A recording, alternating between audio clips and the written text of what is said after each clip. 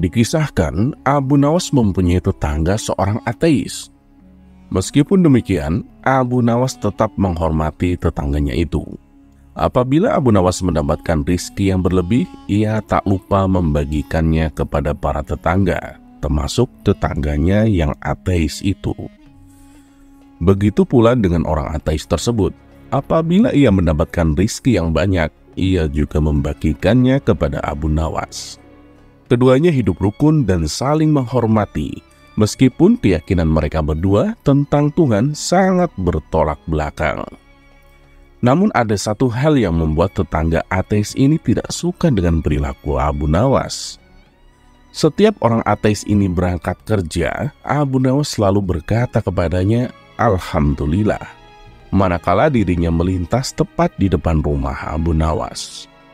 Sebenarnya ucapan tersebut bukan untuk mengolok-olok dirinya selaku ateis, karena Abu Nawas selalu mengatakan Alhamdulillah kepada siapapun yang lewat di depan rumahnya. Dan memang sudah menjadi kebiasaan Abu Nawas seperti itu setiap paginya. Lama-kelamaan tetangga ateis ini merasa risih dan terganggu dengan ucapan tersebut. Suatu pagi saat ia hendak berangkat kerja, ia mendapati Abu Nawas sedang duduk di depan rumah. Saat dirinya melintas tepat di depan rumah Abu Nawas, sambil tersenyum kepadanya, Abu Nawas mengatakan Alhamdulillah. Marahlah tetangga ateis ini. "Tidak ada Tuhan," teriaknya dengan mata melotot. Abu Nawas sontak terkejut melihat tetangganya yang tiba-tiba marah. "Hei kawan, kenapa kau begitu emosi? Memangnya apa salahku?" tanya Abu Nawas heran. "Aku tidak suka dengan ucapanmu. Jangan ucapkan kata-kata itu di depanku," bentak orang ateis tersebut. Karena tak ingin ribut dengan tetangganya, Abu Nawas memilih untuk mengalah. "Baiklah kawan, aku tidak akan mengulanginya," ucap Abu Nawas. Akibat kejadian itu, hubungan akrab mereka berdua menjadi renggang. Sebenarnya Abu Nawas sudah berusaha untuk tetap menjalin silaturahmi, namun sepertinya tetangga ateis tersebut justru malah menjauhinya. Pada suatu malam, Abu Nawas merasakan lapar yang amat sangat, sedangkan dirinya tak punya uang sepeser pun untuk membeli makanan. Selepas sholat Isya, Abu Nawas berdoa, "Ya Allah, saya sedang mengalami masa sulit. Saya tidak punya uang dan juga tidak punya pekerjaan. Berilah hamba rizki ya Allah. Malam ini saya sangat lapar. Saya membutuhkan makanan," ucap Abu Nawas dalam doanya. Rupanya doa Abu Nawas ini didengar oleh tetangganya yang ateis. Maka muncullah ide usil di benaknya. "Aku akan mengerjai Abu Nawas, sekaligus membuktikan bahwa Tuhannya tidak bisa memberinya makanan," pikir tetangga ateis tersebut. Kemudian tetangga ateis itu pergi ke warung untuk membeli beberapa potong roti. Roti tersebut lalu dimasukkannya ke dalam kantong yang besar.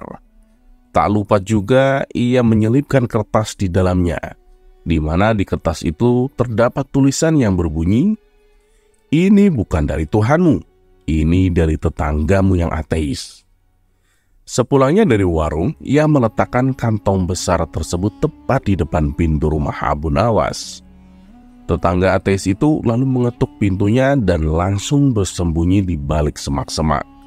Ia penasaran, ingin tahu apa reaksi Abu Nawas ketika menerima hadiah darinya.